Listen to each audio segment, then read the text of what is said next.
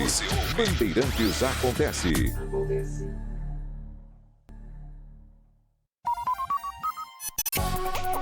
Saber, entender, compreender, conhecer, descobrir, ouvir. Bandeirantes Acontece.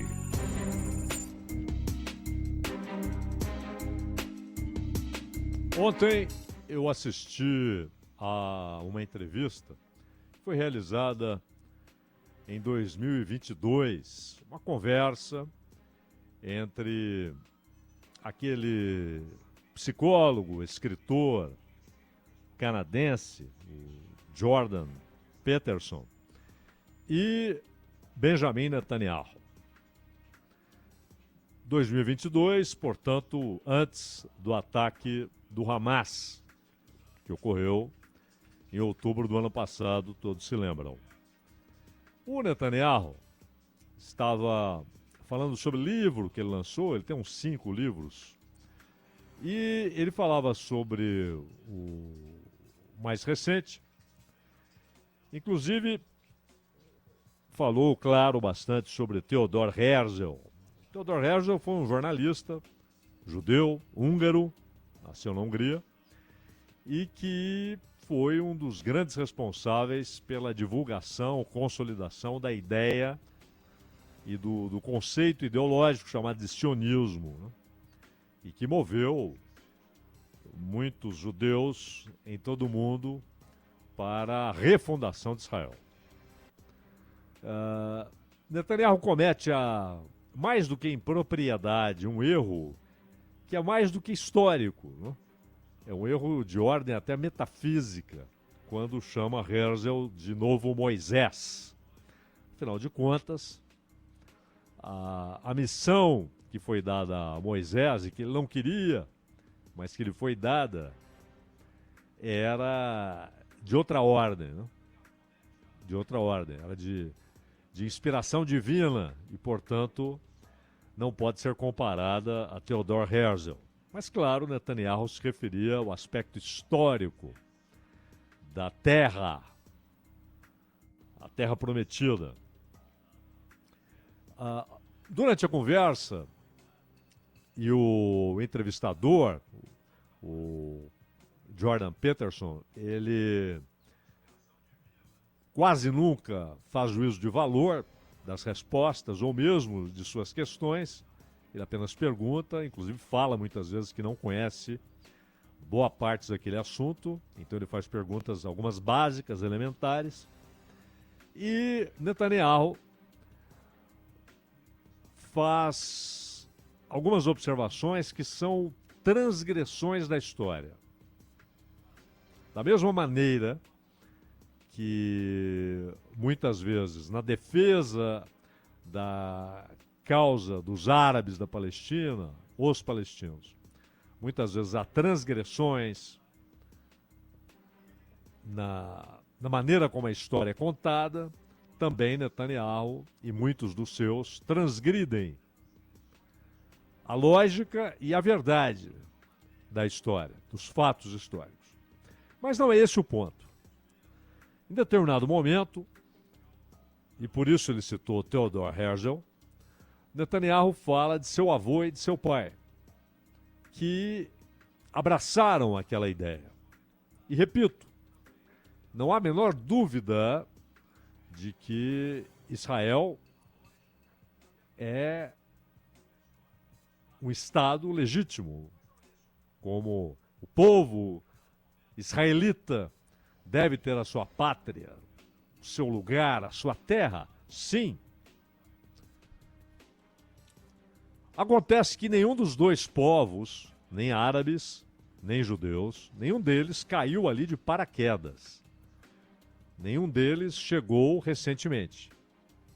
Houve defecções, expulsões, houve diásporas, algumas tremendamente dolorosas.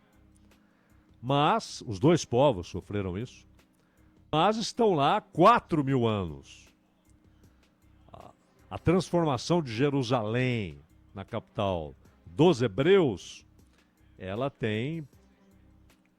Isso aconteceu há 3.000 anos. Foi feito por Davi, pelo rei Davi. o segundo rei de Israel. O primeiro foi Saul, depois Davi. Mas há 4.000 anos, eles lá estão, até porque descendem do mesmo homem, né? De Abraão, pai de Ismael, que é o pai dos árabes, e pai de Isaac, pai de Jacó, Jacó que se torna Israel e dá origem, com seus 12 filhos homens, às 12 tribos de Israel. Desde Ruben, o primogênito, até Benjamim, o mais novo. 4.000 anos, mesma origem. E eles estão lá há 4.000 anos na região. Na região. Mas então Netanyahu cita a empolgação de seu avô e de seu pai com a ideia de Theodor Herzl. E uma empolgação legítima, insisto. Mas por isso, em certo momento, ele menciona o pai. O pai de Benjamin Netanyahu foi historiador. Aliás, não sei se o Ronald e o Guilherme viram essa entrevista, é um trecho muito interessante, em que Netanyahu lembra que o pai dele, como historiador, fez uma advertência no começo da década de 30 do século XX. Quando ele diz, ali, quando Hitler está prestes a chegar ao poder, isso era notório, com a covardia do Partido Social Democrata Alemão, o mais traidor de todos os partidos. Hitler,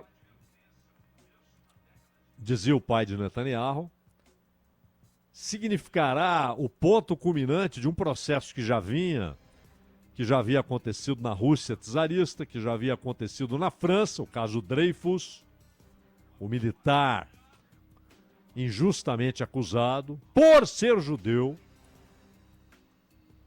que já estava no século XIX em decisões do Império Alemão, em decisões tomadas na França, tanto monárquica quanto republicana,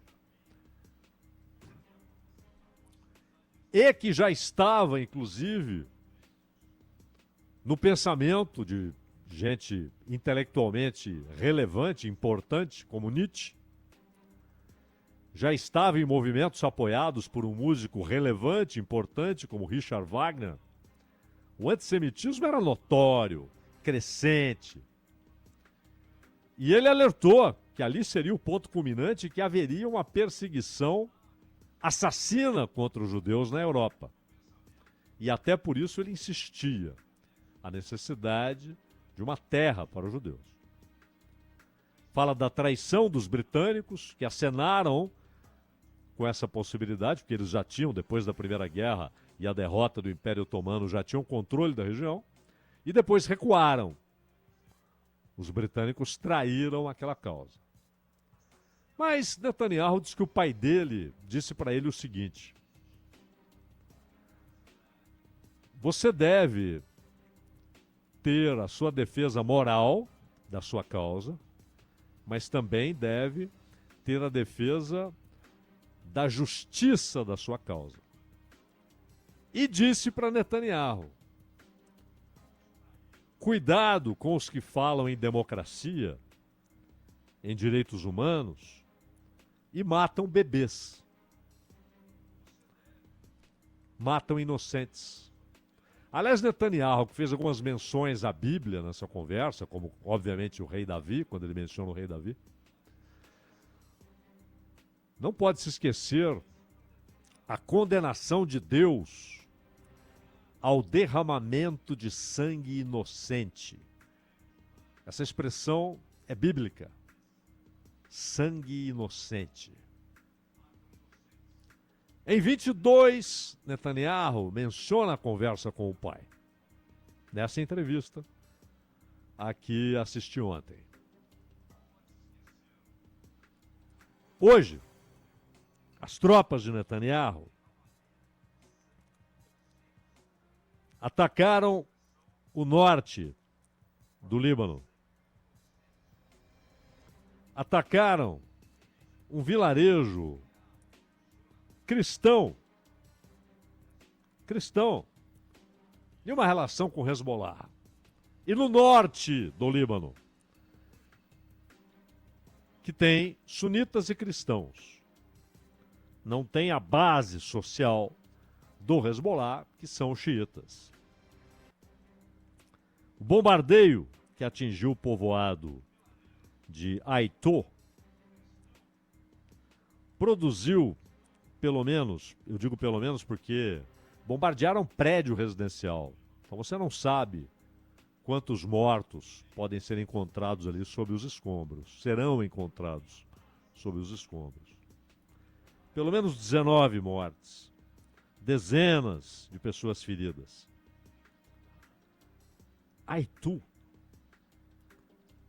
um vilarejo de pouco mais de 1.000 habitantes, quase todos católicos maronitas. E as forças de Netanyahu foram lá despejar bombas. E Gaza? E Gaza? Corpos carbonizados encontrados em um hospital. Hospital dos Mártires de Al-Aqsa. Foram encontrados corpos carbonizados. Pessoas morreram porque ali havia um acampamento. Um acampamento na parte posterior do hospital. Dezenas de feridos. O fogo matou pelo menos 4 pessoas. O Hospital dos Mártires de Al-Aqsa foi atacado. E a ONU disse o seguinte: a população do norte de Gaza está cercada. E civis que tentam deixar a área, muitas vezes são abatidos a tiros por soldados de Israel. E por que então eles tentam sair? Porque virou um cerco que pode matá-los de fome, não entra comida. E no desespero, para tentar sobreviver, alguns arriscam. Estão dentro do seu acampamento, ou daquele conjunto de acampamentos. Hoje, Gaza é um amplo campo de refugiados, atacados no norte, no sul, no centro, deslocamentos forçados, saiam daí, agora vão para o centro, saiam do centro, vão para o sul, saiam do sul, voltem para o norte. E onde eles vão, há pouco havia a ordem dizendo porque onde vocês estão, haverá um bombardeio. E para onde eles vão, logo depois chega o aviso, saiam de novo, porque agora é aí que haverá um bombardeio. Isso não é confusão, não é desordem militar. Pelo contrário, isso é planejado. Planejado para dizimar. O que disse o comando das forças de Israel? Não negou o ataque ao hospital. Disse, não, é porque o Hamas tinha lá um local. Então vai lá, chapa. Infantaria. Qual o problema? Haverá tiros? Sim, haverá tiros. Mas vá lá, por terra. Vá lá buscar quem você acredita seja do Hamas. Mas bombardear um lugar onde há refugiados de outros lugares, crianças, bebês, as mães desses bebês, dessas crianças, assassina-se o futuro dos palestinos de Gaza. Atacar um vilarejo cristão sem nenhuma ligação religiosa ou ideológica ou política com o Hezbollah. Um vilarejo de pouco mais de 1.000 pessoas. Atacar um prédio residencial.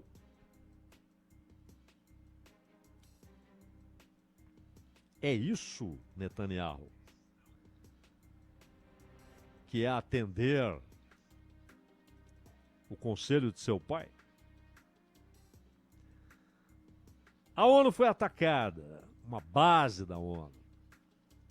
Interessante que 2 tanques de Israel derrubaram o portão, entraram, ficaram lá de meia hora a 45 minutos. Os capacetes azuis, imagina, eles não têm a menor capacidade militar de deter um avanço de Israel.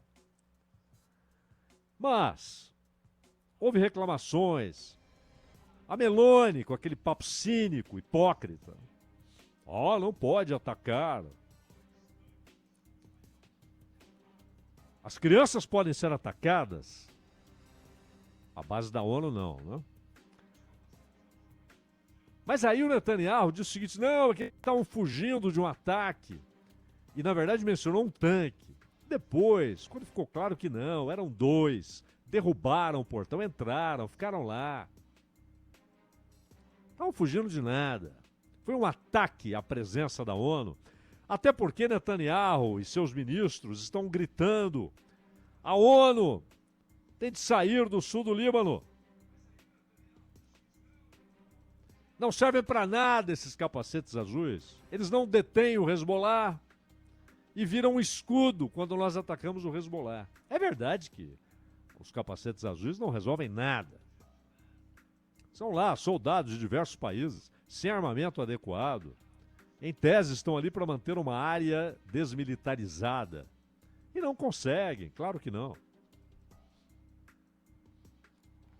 Mas o ataque à ONU, os soldados se sentiram à vontade, porque atiraram em soldados da ONU, invadiram uma base da ONU, se sentem à vontade, porque o governo de Israel diz que o Guterres é persona non grata, não deve pisar em Israel, o secretário-geral da ONU. Aí os Estados Unidos fazem aquele protesto patético, hipócrita. Não, o secretário-geral da ONU não pode ser tratado assim. E nada acontece. E a ONU é acusada repetidamente por Israel. Repetidamente a ONU é acusada por Israel de ser contra Israel. Então os soldados, em meio a essa propaganda, com o seu governo dizendo Guterres é persona non grata, a ONU deve sair do sul do Líbano, eles se sentem à vontade. Mas não fizeram isso espontaneamente. Isso é ordem executada. Estamos falando de um exército tremendamente bem treinado. Não são soldados ali agindo a bel prazer, né? A seu bel prazer, não. Claro que não. E aí, os Estados Unidos apoiam os planos de Israel para o Líbano. Mas quais são esses planos? Antigos, hein? Antigos. Muito anteriores ao primeiro mandato de Netanyahu. Muito anteriores ao momento em que Netanyahu se tornou ministro das Finanças. Lá no início dos anos 2000. Quando ele, inclusive, começa a derrubar o que ele chama hoje, ainda hoje, de organização semi-socialista da sociedade israelense. E passa a defender o liberalismo radical, etc. Essa é a posição de Netanyahu em termos de política econômica ou economia política, que é algo mais profundo e teórico, né? É um ultraliberal,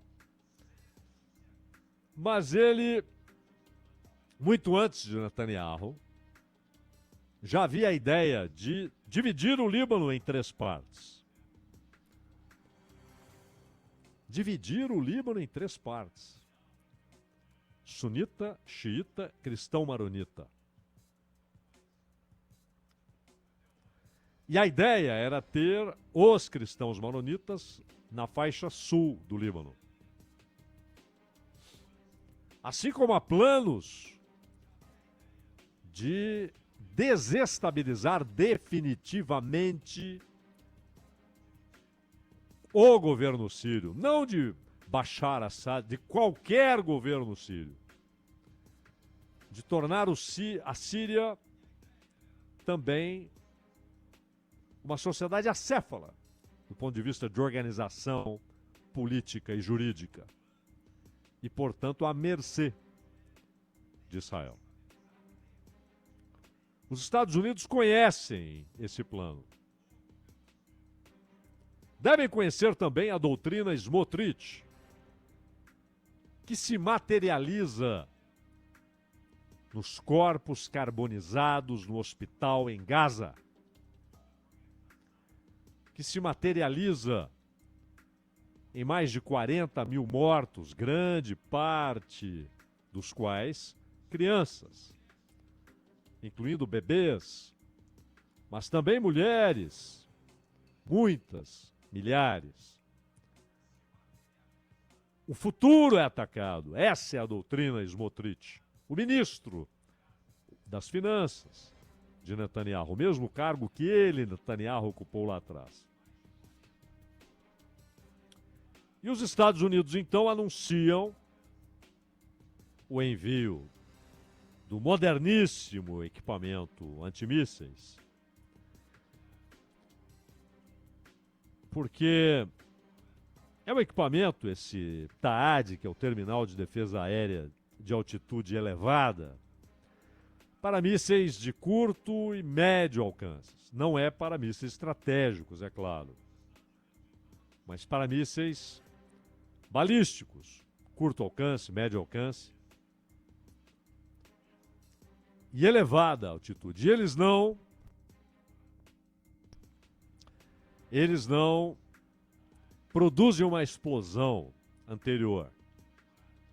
Eles vão para o choque com o míssil e são programados para que o momento adequado, o míssil pode estar subindo, pode estar descendo, no seu movimento balístico, não importa. O sistema vai determinar o momento adequado para que ele seja atingido. Sistema moderníssimo, inclusive não são muitas unidades. Os Estados Unidos têm cerca de meia dúzia. Os Estados Unidos. Já usaram em Guam, já usaram no Havaí para testes, já colocaram na Coreia do Sul. E na Coreia do Sul a ideia é ter permanentemente o sistema por causa da Coreia do Norte. E agora em Israel. Por quê? Um sistema desse não é para derrubar drones do Hezbollah ou mesmo foguetes do Hezbollah ou do Hamas. Israel tem sistemas de defesa adequados, prontos para esses foguetes e para esses drones. Mas para mísseis que podem ser lançados desde o Irã. Porque essa é a ideia dos Estados Unidos.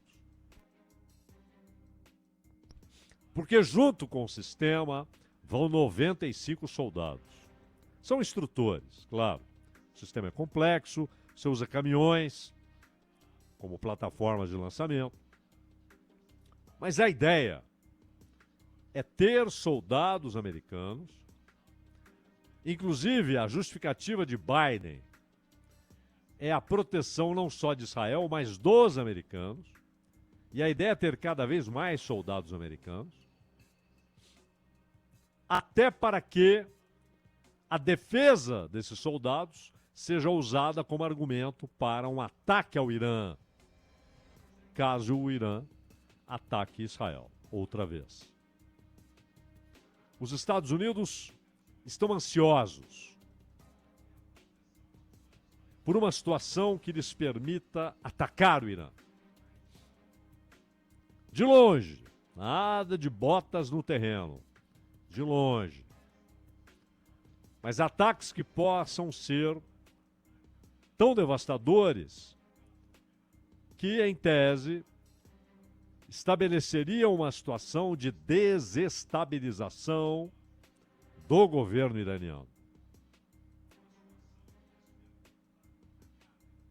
Essa é a ideia. É o que querem os Estados Unidos. Não por acaso, Putin reuniu-se com o Pezeshkian, o novo presidente iraniano, e disse que o Irã é prioridade para a Rússia. Ou seja, o confronto entre as superpotências, hoje materializado na guerra entre OTAN e Rússia em solo ucraniano. Aliás, falaremos disso amanhã. Mas esse confronto passa a ter reproduções, inclusive no Oriente Próximo. Então Netanyahu ouviu do pai: não adianta falar em democracia, em justiça, em Estado de Direito e matar bebês, e matar crianças.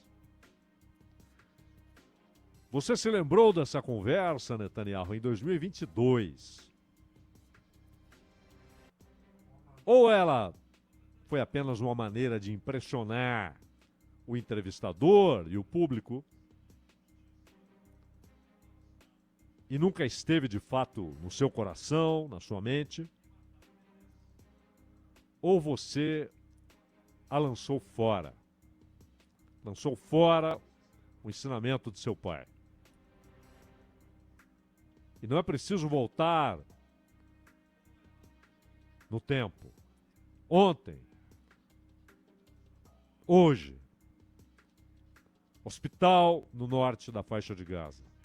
Um vilarejo cristão no norte do Líbano. Você se tornou o que o seu pai disse para você evitar nas pessoas. Não confiar nos que diziam que defendiam a democracia, a justiça e matam bebês. É isso que você se tornou, Netanyahu.